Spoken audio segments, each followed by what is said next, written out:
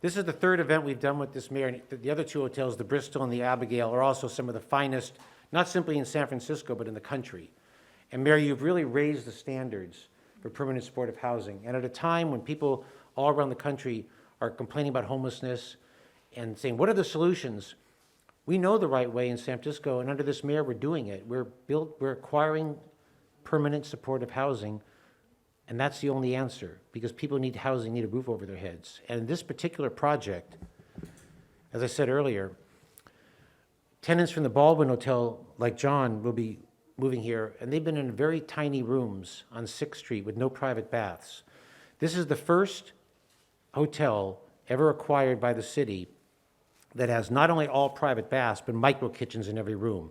And we went up to the room. If you want to take a tour of the room, we're happy to bring you up. I know your schedule's tight. But they have microwaves, entire kitchen setups, nice refrigerators. We have a huge communal kitchen with a giant stove for people who really want to cook right around the corner. And this is what I call SRO 2.0. This is what we want to see as the future. I've already thanked Deepak, who you know has done such great for the city, Deepak, and then Kathy Rodriguez, who you may not know. Kathy's late husband, Enrique, used to team with Deepak to acquire a number of hotels, which then they turned over to the city, to us, to run. So, Mary, you've done a great job here, so we'll no further ado, let you speak. Thank you. Okay. Well, so first of all, let me just say, I want to acknowledge many of the people who are outside and working in our various places around the Tenderloin community, from SEIU, and many of the workers who even during the pandemic still showed up to work. Thank you for your service. Thank you for supporting the community in this neighborhood. Despite the challenges of a pandemic, we were able to still push for an expansion of many new hotels and affordable housing, and I know it hasn't been easy. And so I hear your request, and I am taking them very seriously, and I just wanted to take this opportunity to thank all of the various employees of not just the Garland, but many of the supportive service housing locations throughout the city, because we couldn't do this work without you. We know this work is important. We know there are people who are getting back on their feet. You know, it could happen to anyone at any given time. Anyone could fall, unfortunately, victim to challenges around behavioral health, around substance use disorder, around poverty. And the ability to do what we're doing here today is so important.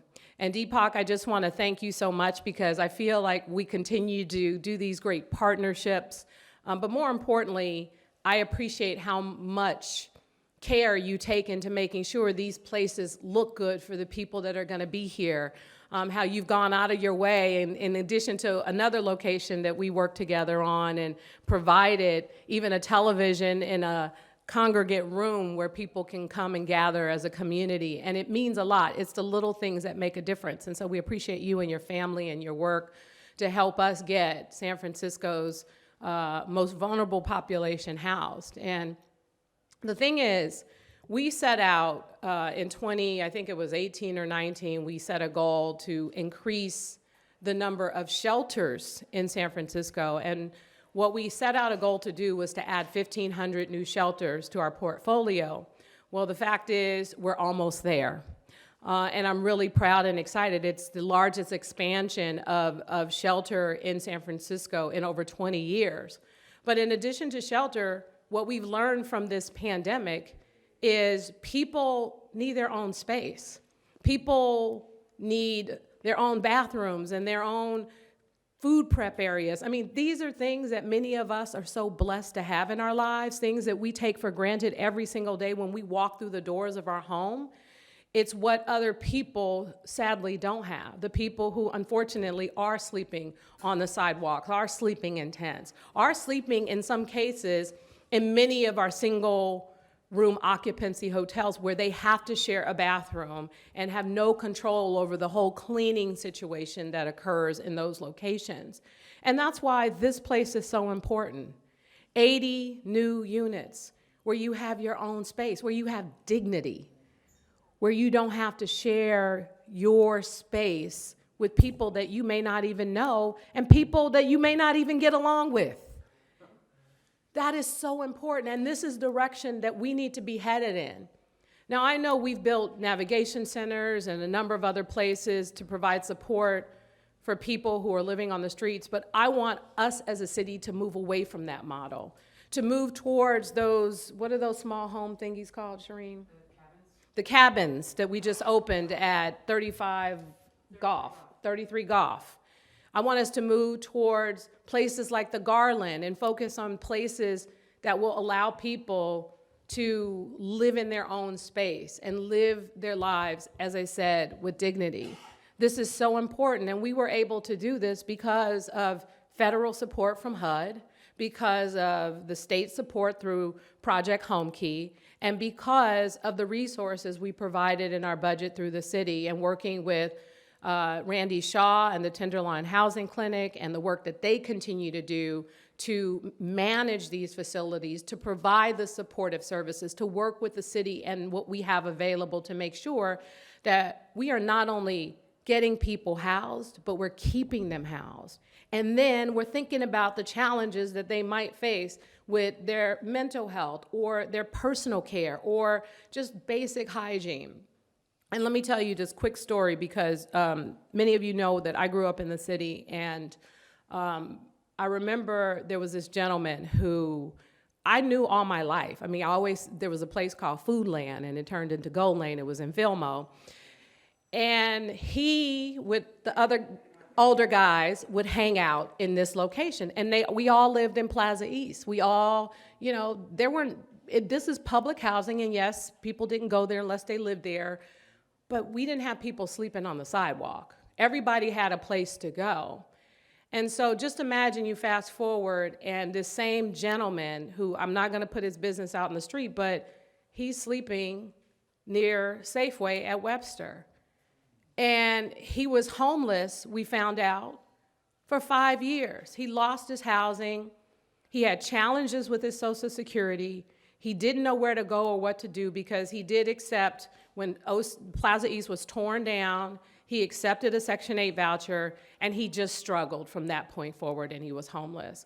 Fast forward, we built the Willie B. Kennedy Apartments right in front of the Pink Palace, 98 new affordable units. We used neighborhood preference, and we were able to not only get him housed, but we were able to provide the services to ensure that he stays housed, because it wasn't, he had his Social Security, but he had trouble in terms of balancing things and making the right decisions because he used to have someone who helped him to do that, and he no longer did, and that's why he ended up homeless.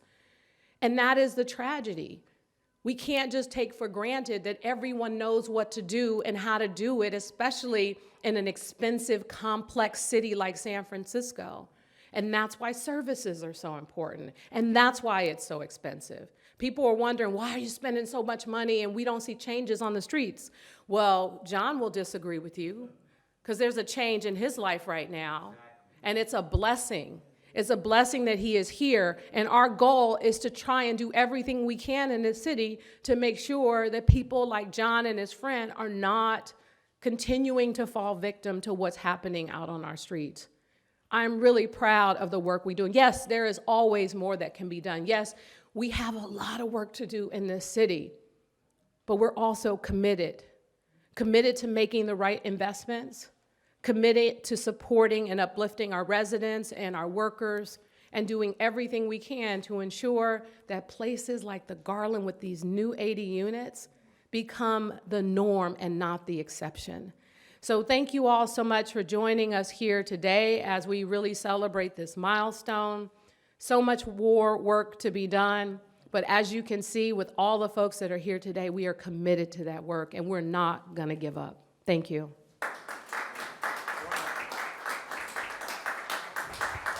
I want to thank the mayor for acknowledging our workers, because one of the problems we have is that this preceded Mayor Breed by years, is that the salary levels for the workers in these hotels have not kept up. So as with people not wanting to, all our jobs at the Tenderloin Housing Clinic and all these jobs are in-person jobs, can't work at home. So we got to get the salaries raised in the next budget to make sure we can hire people and staff the hotels. I also want to mention, I was talking to a reporter from KGO, ABC TV, I don't know if anyone from ABC is here. I was talking to them, and they said, well, you know, we have so many people, homeless people in San Francisco, is 80 units going to make a difference? Some people have that attitude, but that's how you solve a problem, by doing it building by building, and that's what this mayor is doing. And the mayor made another great decision when she made Shireen McSpann, named her as head of HSH, and everyone will admit in this room, ever since Shireen's team got in there, things have been a lot better on the homeless community. So Shireen, why don't you give your talk too as well? So thank you, Randy, and thanks so much for inviting us today. This is really exciting. And I want to just start by thanking Mayor Breed for her leadership. And I think you can tell from what she just said that this is a deeply personal issue for her, and that she cares very much about San Franciscans being housed. And the Garland, is exactly what she said. This is the wave of the future for us. It's really nice to be in a building where people have their own bathrooms, where people have kitchens. I got to talk with John a little bit about how exciting it is to be moving in here from the Baldwin, and he got to see his room this morning, which is just amazing. And so I'm just very, very excited. I want to also just welcome you, John, to your new home. Yeah. And I also want to thank Del Seymour and acknowledge Del Seymour, who's the mayor of the Tenderloin. Love working with Del. He's also a leader on our local homeless coordinating board, and just is everywhere. And he says he's about everything homelessness, and he really is. And he pushes us to be a better department through his lived experience and his wisdom. I also just want to say this building, which is master leased and operated by THC, will have on-site staff, professional property management, and critically important on-site support services for people who are exiting chronic homelessness. And yes, we absolutely need to support the workforce. The lease of this building is part of the mayor's historic homeless recovery plan and a demonstration of the Department of Homelessness and Supportive Housing's mission to make homelessness rare, brief, and one-time. Currently, there are 1,490 active units and an additional little over 1,000 extra units of permanent supportive housing in the city's pipeline of new supportive housing. This puts the mayor's recovery plan at 99% of the goal today, but we are on track to reach 170% of our goal by the end of the fiscal year, which is only a few months away. Permanent supportive housing such as the Garland provides stability and hopefully a path out of homelessness permanently. We believe strongly that housing is the solution to homelessness, and this property is the newest home that we can provide for the community.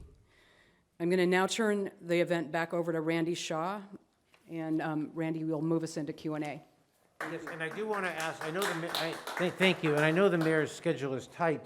Did you want to visit a room? I know how much you love visiting Gail's room at the Bristol that time, but. Let's see what you moving. Okay, let's show her. So, son, are you here? Son, okay, go lead us in here.